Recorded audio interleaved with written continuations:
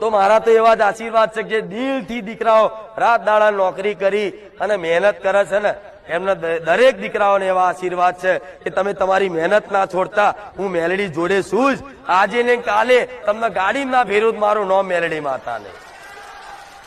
અને તમારા ગામમાં જો તમારો વટ ના રાખું ને, મને મેલડી ના આઈને કહેજો.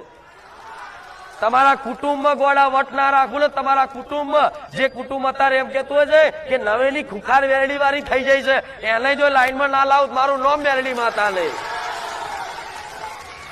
ચૂપ રહો, ચૂપ, બોલવાનું નહીં. આપણે અત્યારે બોલવાનું નહીં, જવાબ બોલીને નહીં આલવાનો. આમ બધું થઈ જાય ને પછી બોલવાનું નહીં, એને ખબર પડી જાય કે આ જવાબ મને મળી ગયો. સમજ પડી?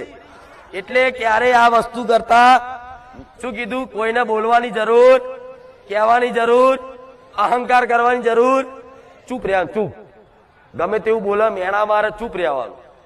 એ આપણે વાત જ નહીં કરવાની માતાની. જો આપણી કદર ના થતી હોય વાત સુલ્યા કરીએ.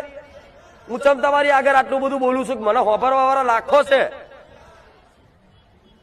અને જે મને ના માનતા હોય, જે મને ના ચાહતા હોય, એવાની આગળ મને માતાને બેહાડ દે અને કે તમે માતાજી હોય થેડો બોલો. નવરી છું તારા હાથે હેડ સોની મોની. એવા મારા પ્રમાણ નહીં હાલવા. મારા પ્રમાણ તો મારા ભાવિ ભક્તોએ જોઈ લીધા.